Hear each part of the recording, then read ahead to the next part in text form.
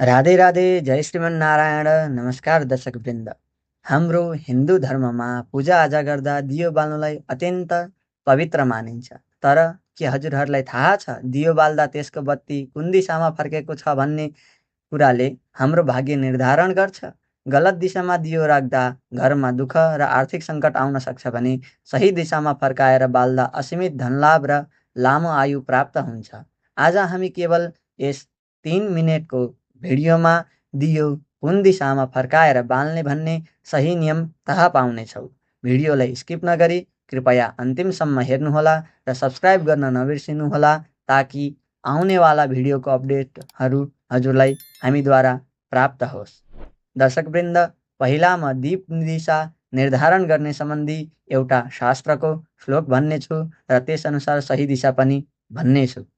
आयुधः प्राङ्मुखो दीपो धनदः स्यादुदङ्मुखः प्रत्यङ्मुखो दुःखादोषौ हानिते दक्षिणामुखः। वास्तुशास्त्र र शास्त्रका अनुसार दियोको बत्ती फर्काउनका लागि दुईवटा दिशाहरू सबैभन्दा उत्तम मानिन्छन्। पहिले पूर्व र अर्को उत्तर। पूर्व दिशा अर्थात् ईस्ट डिरेक्सनमा। यदि हजुर आफ्नो र आफ्नो परिवारका सदस्यहरूको आयु बढाउन र स्वास्थ्य राम्रो राख्न चाहनुहुन्छ भने दियोको बत्ती सधैँ पूर्व दिशातर्फ फर्काएर बाल्नुहोस्। पूर्व दिशालाई सूर्यदेवको र देवराज इन्द्रको पनि दिशा शास्त्रले निर्धारण गरेको छ।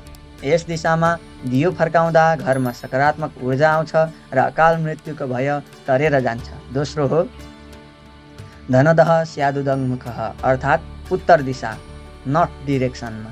नर्थ डिरेक्सनमा यदि हजुर व्यापार व्यवसायमा सफलता, नोकरीमा पदोन्नति र आर्थिक समृद्धि अर्थात् धनलाभ चाहनुहुन्छ भने दियोको बत्ती सधैँ उत्तर दिशा फर्काएर बाल्नुहोस्।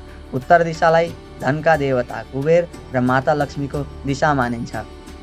प्रत्यङ्मुखो दुःखादोषौ अर्थात् पश्चिम दिशातर्फ हामीले दियो फर्काएर वेस्ट दिशामा हामीले वेस्ट डिरेक्सनमा यदि दियो फर्काएर बालिन्छ भने प्रत्यङ्मुखो दुःखादोषौ भनेर शास्त्रले भनेको छ।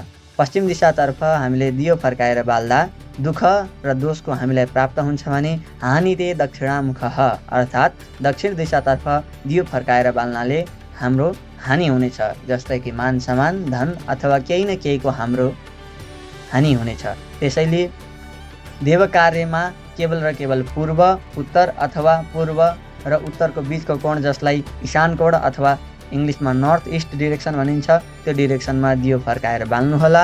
र पितृ कार्यमा मात्र केवल र 5 दिन जब यमद्वितीया पर्दछ भाइटिकाको समयमा, तिहारको बेलामा, त्यो समयमा मात्र हामीले उत्तर दिशा, पूर्व दिशा र पश्चिम दिशा छोडी केवल र केवल दक्षिण दिशामा दियो फर्काएर बाल्न मिल्छ। त्यसैले दर्शकवृन्द, सुख समृद्धिका लागि उत्तर दिशा र सुस्वास्थ्यका लागि पूर्व दिशामा दियोको बत्ती फर्काउने नियम आजैदेखि बसाल्नुहोस्। हजुरलाई यो जानकारी कस्तो लाग्यो कमेन्टमा जयलक्ष्मी माता लेख्न नभुल्नुहोला। भिडियो मन परेको छ भने लाइक, सेयर र यस्तै भिडियोका लागि हाम्रो च्यानललाई सब्सक्राइब अवश्य गरिदिनुहोला। धन्यवाद। जय श्रीमन नारायण।